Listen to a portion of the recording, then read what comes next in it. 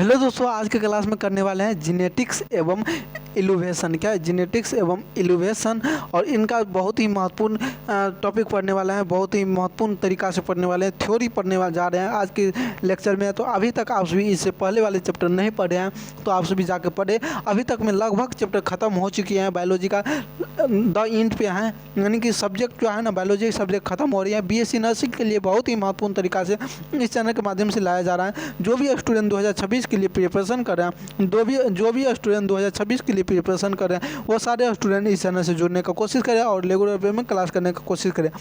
Class शुरुआत करने से पहले आप सभी जो नए स्टूडेंट हैं उनको इन्फॉर्म कर दिया जाए इस चैनल के माध्यम से। ये जो आपका है जेनेटिक्स एवं इनोवेशन, इनका जो है बीएससी नर्सिंग के लिए ये बेहतरीन चैप्टर है। बेहतरीन तरीका से इस चैप्टर से क्वेश्चन आता है और आपके एग्जाम के लिए बेहतरीन हो सकती हैं। जो भी स्टूडेंट नए हैं अभी तक तो इस चैनल से जुड़ जाइए। जो भी स्टूडेंट 2026 के लिए प्रिपरेशन कर रहे हैं, नर्सिंग का तैयारी कर रहे हैं, उन सारे के लिए यह चैनल बेहतरीन हो सकता है। क्या उन सारे स्टूडेंट के लिए यह चैनल बेहतरीन हो सकती है। यह चैनल क्या हो सकते हैं, बेहतरीन हो सकते हैं। और अभी तक में बायोलॉजी का बहुत ही चैप्टर ख़त्म हो चुकी है, अभी तक नहीं देखे हैं, और उनके साथ टॉप 30 to 50 क्वेश्चन भी करवाया गया, जिससे आपका हर चैप्टर का क्वेश्चन याद हो सके, हर चैप्टर का थ्योरी याद रह सके। इसलिए टॉप 30 to 50 क्वेश्चन करवाया गया है हर चैप्टर से। इनके बाद आप सभी को इस चैनल के माध्यम से मिलने जा रही है, जो भी स्टूडेंट 2026 के लिए प्रिपरेशन कर रहे हैं, डेली थ्योरी क्लास के साथ साथ क्वेश्चन भी करवाया जाता है। कब? 7-15 में। इनके बाद आप सभी को बता दिया जाए, सबसे पहले आप सभी को चैप्टर वाइज थ्योरी मिलेगी, इनके बाद क्वेश्चन नोट्स मिलेगी, इनके बाद इन पे थ्योरी क्लास भी होगी, जिनके बाद चैप्टर वाइज क्लास होगी, थ्योरी क्लास, जिसमें आप सभी को कॉन्सेप्ट क्लियर करवाया जाएगा हर टॉपिक का। अगर कहीं पे प्रॉब्लम होता है उनको लाइव दिखाया जाएगा। तो आप सभी कोशिश करें जल्द ही, बायोलॉजी का बहुत ही चैप्टर अभी पढ़ लिया है जिन पे लाइव नहीं किया है, जल्दी हम पहुँच रहे हैं हॉस्पिटल पे, तो आप सभी को लाइव दिखाया जाएगा कौन सा पार्ट का क्या नाम आए नहीं आए, कैसे क्रिया होती हैं। तो बायोलॉजी का जल्दी केमिस्ट्री का भी देखेंगे, जल्दी फिजिक्स का भी देखेंगे। तो बहुत ही अभी टाइम है आपके लिए 3 मंथ। क्या 3 मंथ में आप सभी को थ्योरी कंप्लीट करना है। अभी से 3 मंथ में थ्योरी कंप्लीट करना है, दिसंबर के लास्ट तक में। क्या और जनवरी से फर्स्ट मंथ से 2026 के फर्स्ट मंथ से आप सभी को स्टार्ट कर देना है महामैराथन क्लास और PYQ। महामैराथन क्लास चलेगी कितने दिन? 1 मंथ चलेगी। क्या पूरे जनवरी तक चलेगी, 1 मंथ चलेगी महामैराथन क्लास। इनके बाद फरवरी में आप सभी को PYQ करवाया जाएगा। इनके बाद जो बच जाएगा समय, मार्च एंड अप्रैल आप सभी का एग्ज़ाम होती है मई जून में। क्या मई जून में, और कहीं पे जुलाई में भी होता है। जैसे कि इस बार झारखंड में जुलाई में हुई और बिहार में देखा जाए तो जून में ही हो गई। तो इसके अनुसार आप सभी को शेड्यूल के तरीका से ले जाया जा रहा। अभी तक में बायोलॉजी का चैप्टर खत्म हो चुकी है और फ्री में दिया जा रहा है क्लास, तो कोशिश करें आप सभी को जुड़ने का। इनके बाद चैप्टर समाप्त होते ही टॉप 30 to 50 क्वेश्चन करवाया जाता है। 5000 क्वेश्चन का महामैराथन क्लास होगी और प्रीवियस ईयर 5 वर्षों का सॉल्व करवाया जाएगा। PDF बिल्कुल फ्री में टेलीग्राम ग्रुप में मिलेगी और टेलीग्राम ग्रुप में क्यूज होगी। इतना सारे कुछ मिलने वाले हैं 2026 के लिए। तो चलिए आज को सेशन को शुरुआत करते हैं।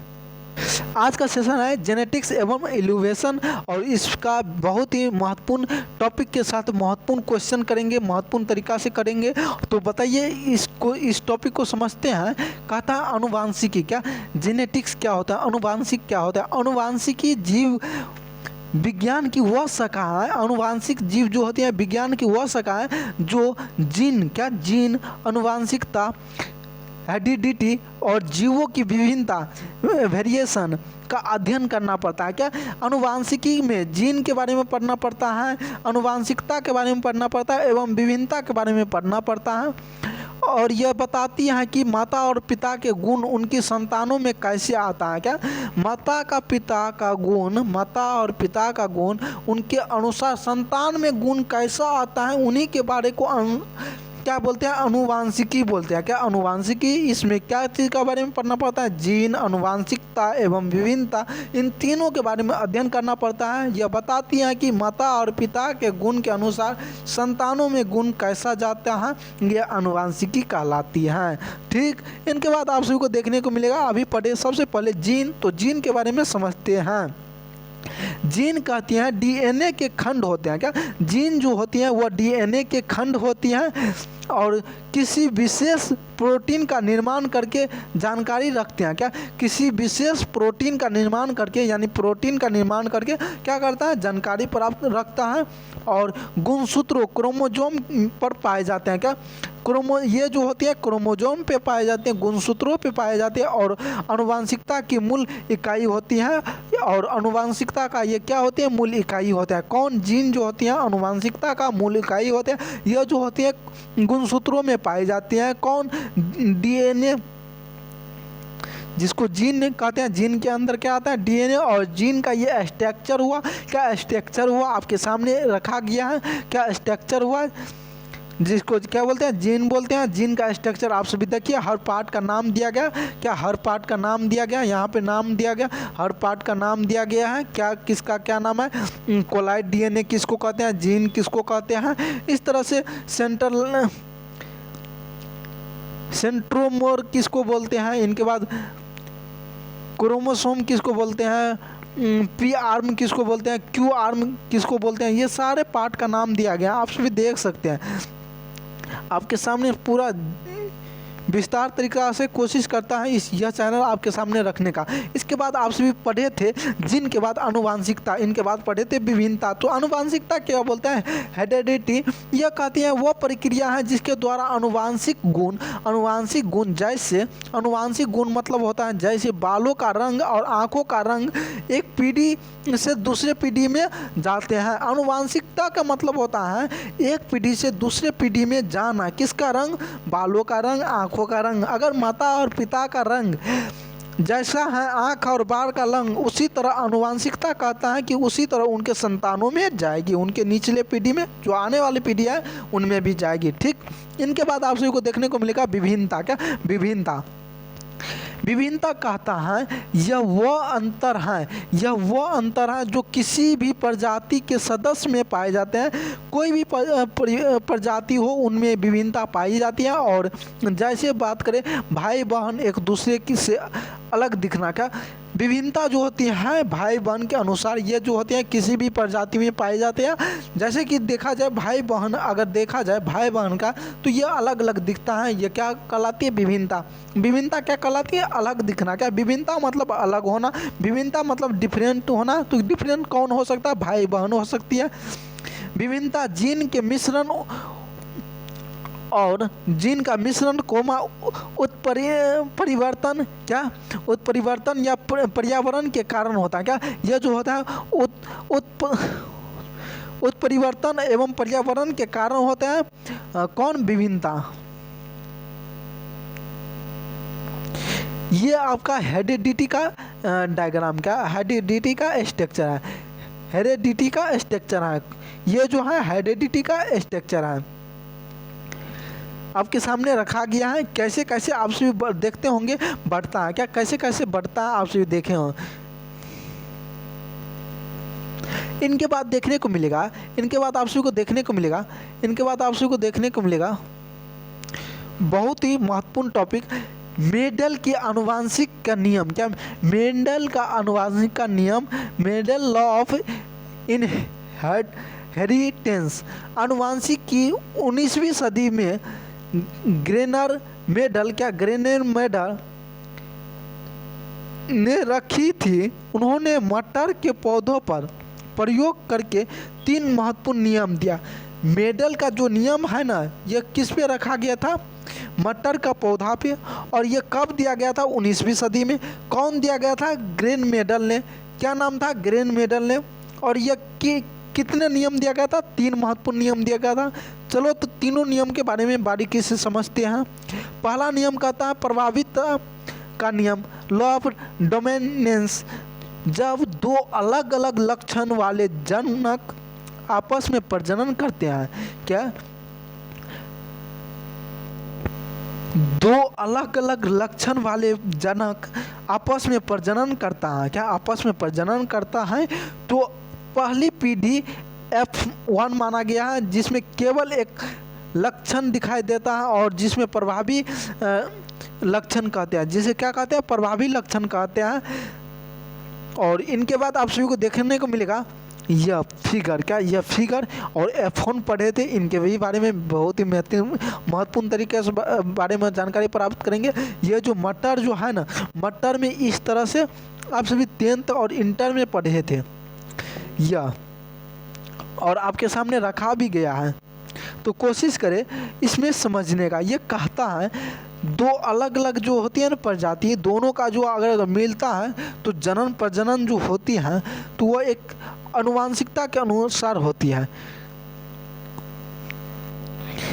इनके बाद दूसरा जो नियम था वह था पृथक्करण। क्या पृथक्करण? दूसरा जो नियम था वो क्या था? पृथक्करण। पृथक्करण का नियम कहता है लॉ ऑफ सेग्रेगेशन, प्रजनन के दौरान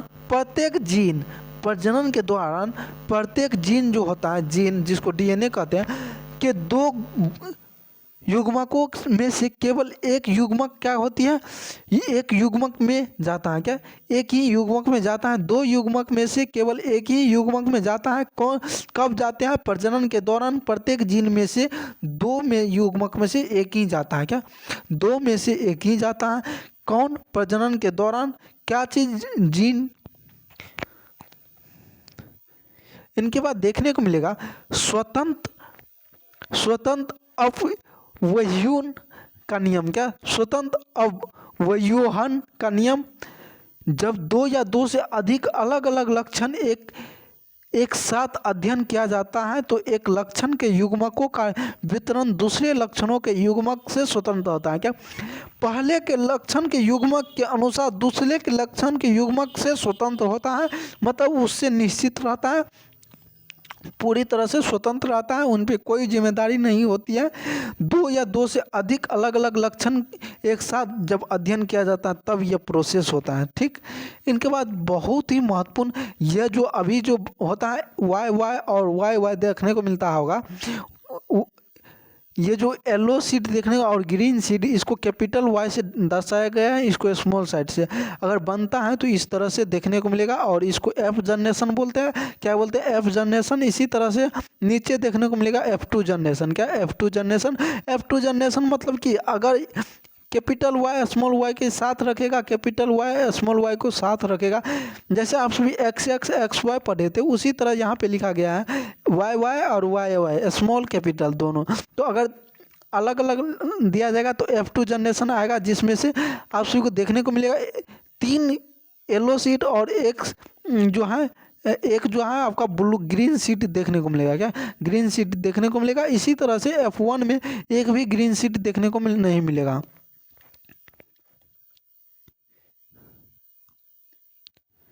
और इस तरह से विकास कैसे होता है, इवोल्यूशन कैसा होता है, इवोल्यूशन विकास, जीन का विकास कैसा होता है?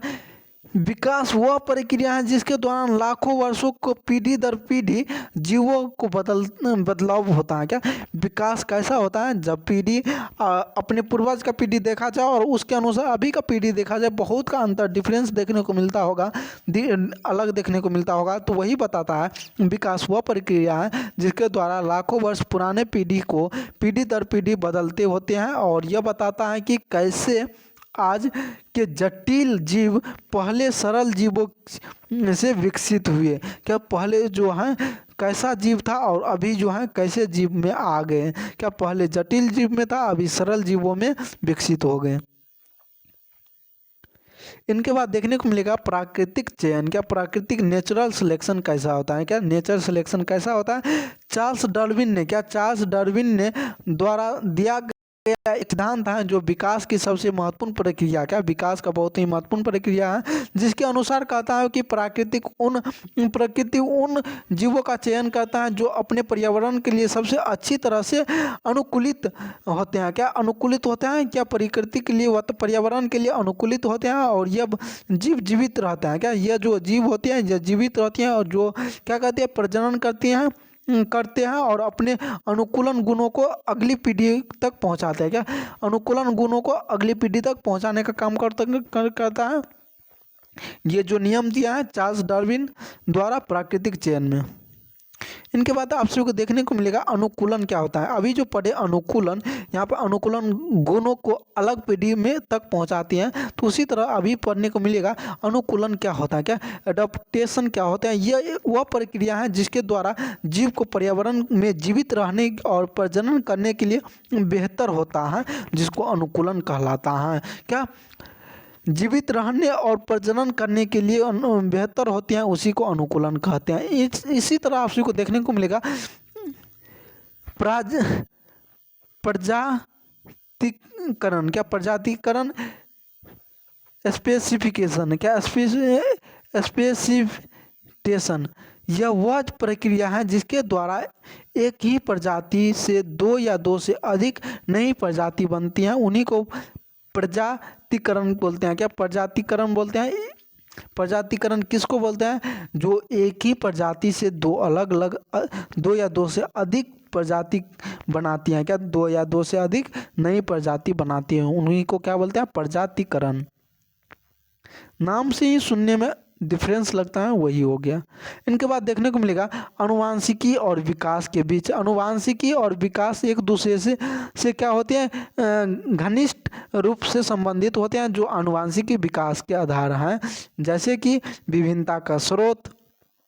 विभिन्नता का स्रोत क्या कहते हैं, विभिन्नता का स्रोत कहती है विकास के लिए विभिन्नताएं आवश्यक हैं, और अनुवांशिकी इन विभिन्नताओं का स्रोत हैं, जो उत्परिवर्तन और जीन का मिश्रण नए गुणों का पैदा करते हैं, और जीन का प्रकृति का चयन कम करता है। क्या जीन का प्रकृति का चयन कम करता है, कौन, विभिन्नता का स्रोत, जो विकास के लिए विभिन्नता के लिए आवश्यक होती है।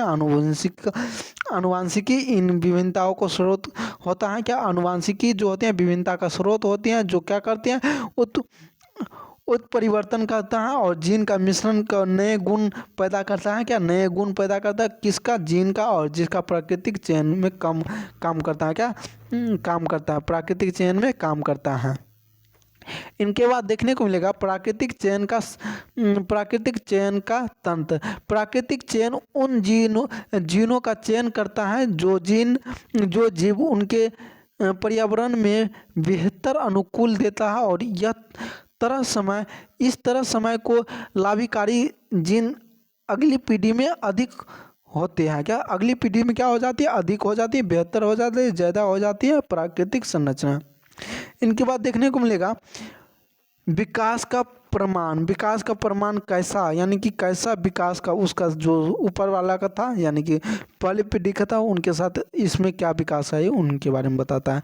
आनुवांशिक अध्ययन जैसे डीएनए अनुक्रमण विकास के ठोस प्रमाण, क्या विकास के ठोस प्रमाण प्रदान करता है, और वैज्ञानिक यह पता लगाने के लिए जीवों के लिए डीएनए की तुलना कर सकते हैं कि वे एक दूसरे के कितने निकट से संबंधित हैं। क्या कर सकते हैं, विकास का प्रमाण कि डीएनए के माध्यम से क्या कर सकते हैं, चेक करके बता सकते हैं ये कितने एक दूसरे से मिला हुआ है। क्या कितने एक दूसरे, अगर दो यानी कि महिला और पुरुष अगर उनके बाद संतान निकलते हैं उन दोनों के मेल से, तो वह बता सकते हैं उनके डीएनए के मैच करके ये किनका संतान है, नहीं है, वो पूरी तरीक़ा से डीएनए चेक करके बता सकती है। इनके बाद देखने को मिलेगा आनुवांशिकी, जिसको जेनेटिक्स बोलते हैं, आनुवांशिकता का विज्ञान क्या कहलाता है। आनुवांशिक गुणों के अध्ययन से संबंधित है, जिसकी मूल इकाई होती है जीन। क्या होती है, मूल इकाई जीन होती है। जीन और डीएनए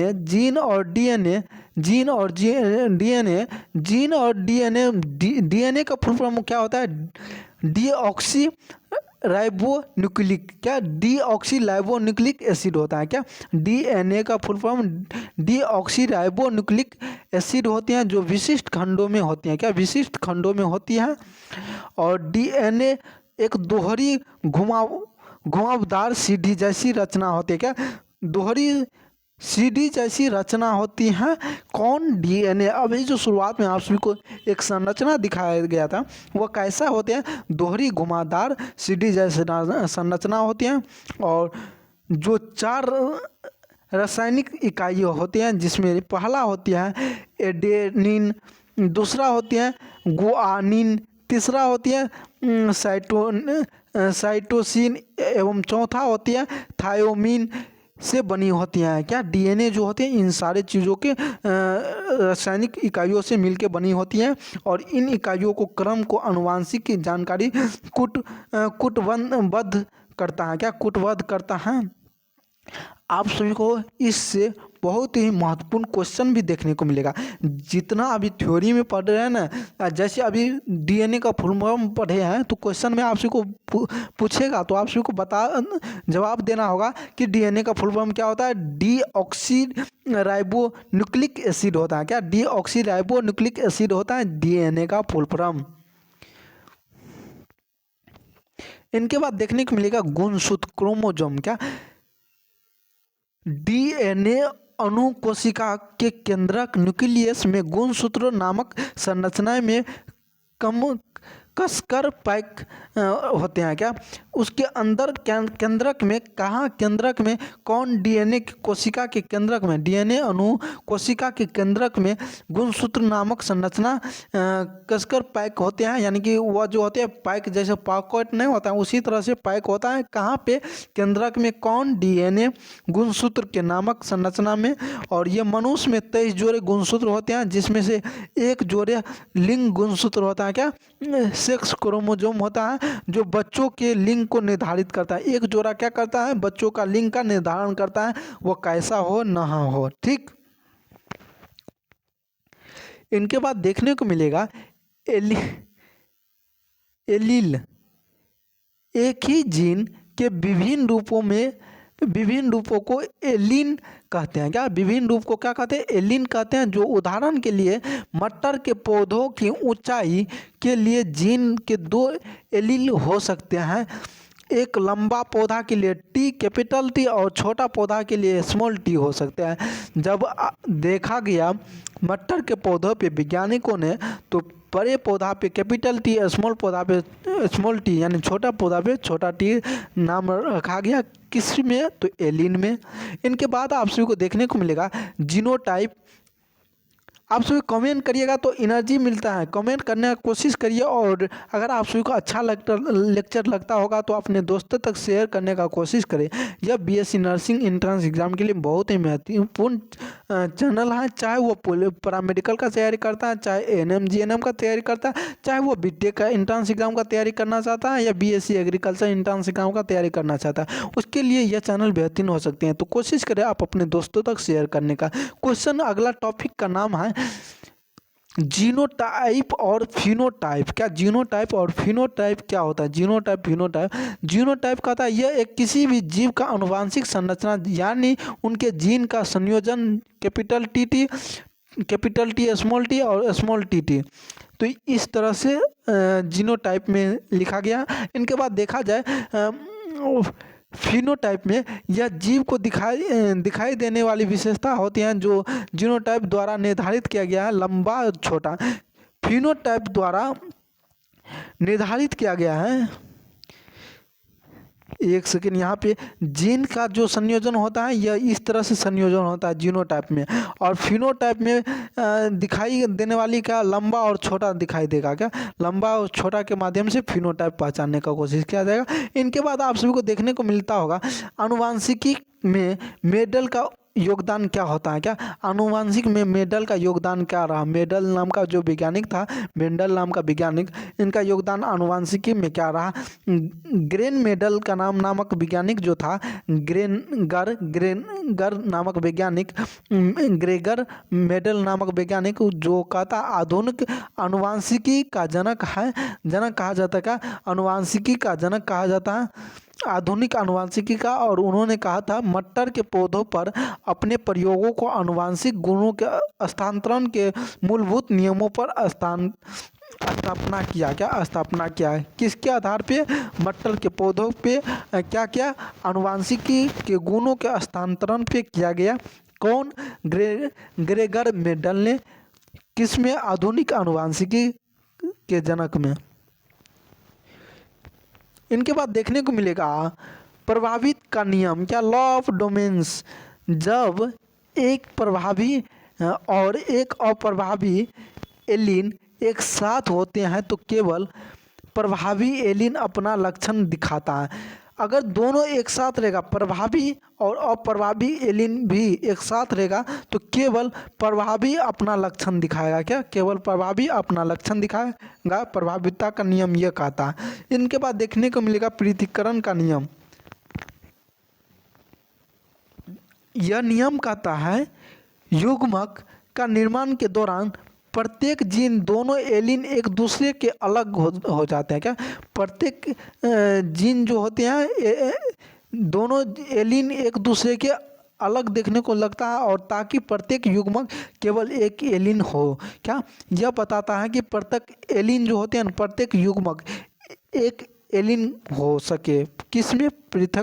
पृथक्करण के नियम में। इनके बाद देखने को मिलेगा स्वतंत्र अपव्ययन का नियम। अलग अलग जीन, ये तो पढ़ लिया, अलग अलग जीन जो अगले अगले गुणसूत्रों पर पाए जाते हैं एक दूसरे के समरूप या विरासत में मिलते हैं। क्या? स्वतंत्र रूप से विरासत में मिलता है। इनके बाद देखने को मिलेगा विकास। विकास कैसा होता है? विकास वह प्रक्रियाएं जो पीढ़ी दर पीढ़ी आनुवंशिक परिवर्तन के कारण प्रजातियों को क्रमिक परिवर्तन देखने को मिलेगा। इनके बाद प्राकृतिक चयन क्या होती है, ये सब पढ़े हुए हैं। चार्ल्स डार्विन ने प्राकृतिक चयन में क्या हुआ था? चार्ल्स डार्विन द्वारा क्या किया गया था? प्रतिपादित किया गया था सिद्धांत को, और यह कहा गया था मुख्य क्रियाविधि है। यह क्या है? विकास का मुख्य क्रियाविधि है। कौन? Charles Darwin. इस तरह से विकास हुआ। आप सभी देख सकते हैं ना। इनके मुख्य बिंदु भी हैं। क्या? इनके कुछ मुख्य बिंदु हैं। तो विभिन्नता होते हैं। विभिन्नता के बाद देखने को मिलेगा अस्तित्व के संघर्ष। किसी भी आबादी में हमेशा कुछ आनुवंशिक विभिन्नता मौजूद होते हैं। विभिन्नता का मतलब कोई भी आबादी हो, कोई भी इंसान हो, उसमें आनुवंशिकी का भिन्नता देखने को मिलेगा। क्या? आनुवंशिक का भिन्नता देखने को मिलेगा। भिन्नता क्या होती है आप सभी कमेंट करके बताइएगा, और आनुवंशिकता क्या होती है ये भी कमेंट करके बताइएगा। सीमित समान संसाधनों के कारण जीवों को जीवित रहने के लिए प्रजनन करने के लिए प्रतिस्पर्धा करनी पड़ती है। किसको? स्ट्रगल फॉर एक्सिस्टेंस में क्या होती हैं? सीमित संसाधनों के कारण जीवों को जीवित रहने के लिए प्रजनन के लिए प्रतिस्पर्धा करनी पड़ती है। क्या? प्रतिस्पर्धा करनी पड़ती है। इसके बाद अनुकूलन, एडॉप्टेशन कहता है वे जीव जिसमें ऐसा गुण जो उन्हें अपने पर्यावरण को बेहतर अनुकूलित करते हैं और उनके जीवित रहने का प्रजनन करने के लिए संभावना अधिक होती है। क्या? जीवित रहने के लिए प्रजनन की संभावना अधिक रहती है। इनके बाद चयन, जिसको सिलेक्शन कहते हैं। सिलेक्शन कहता है, चयन कहता है ये युग्मतम जीव अपने अनुकूल गुणों को अगली पीढ़ी तक पहुंचाते हैं। समय के साथ अनुकूल गुण आबादी में अधिक समय हो जाते हैं, जिसके प्रजातियों में क्रमिक परिवर्तन आता है। क्या? चयन में क्या होते हैं? क्रमिक परिवर्तन आता है। कब? जैसे आबादी अधिक सामान्य रूप से बढ़ने लगता है, यानी कि पीढ़ी दर पीढ़ी बढ़ने लगता है, तब क्या रहते हैं? क्रमिक रूप से परिवर्तन देखने को मिलता है। किसमें? प्रजाति में। जैसे दो संतान, यानी कि दो मिलने के बाद, मादा और पुरुष को मिलने के बाद, क्या महिला और पुरुष के मिलने के बाद जब संतान पैदा होते हैं उनका क्या होता है? प्रजाति कृत्रिम रूप से देखने को मिलता है परिवर्तन। वही हो गया चयन। इनके बाद देखने को मिलेगा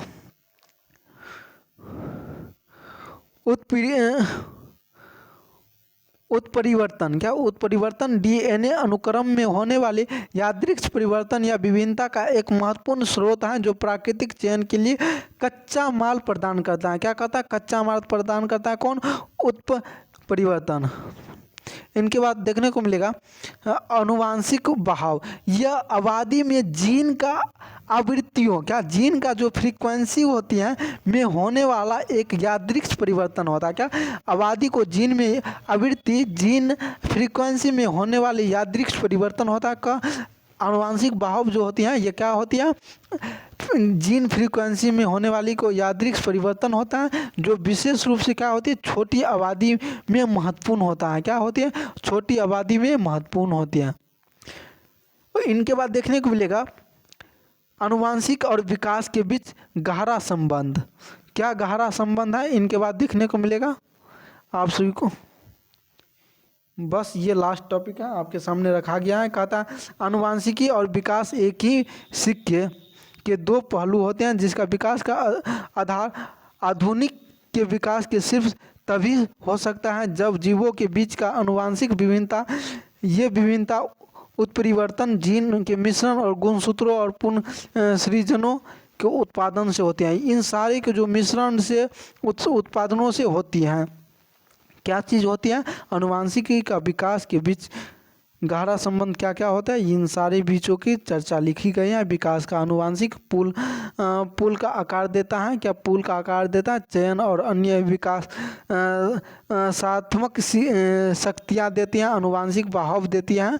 और आबादी को क्या कहते हैं, आनुवांशिक पुल देती है, जो सभी जीनों के लिए कुल योग होती हैं, जो बदलती हैं कि लाभकारी जीन की आवृत्ति को कैसे बढ़ाया जाए और हानिकारक जीनों को आवृत्ति को कम कैसे किया जाए, ये सारी जानकारी देता है।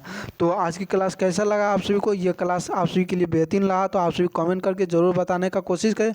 और इसी तरह से आप सभी को क्लास लाया जाता है BSc nursing, paramedical, polytechnic, ANM, GNM एवं बीटेक क्लास करवाई जाती हैं। तो कोशिश करें आप सभी इस चैनल से जुड़ने का और बेहतरीन तरीका से कोर्स करने के लिए आप सभी के लिए बेहतरीन होता है ये चैनल। तो आप सभी कोशिश करें अपने दोस्तों तक भी शेयर करने का। तो जय हिंद। इस लेक्चर में यहीं तक रखते हैं, इस सेशन में यहीं तक रखते हैं, कोशिश करते हैं।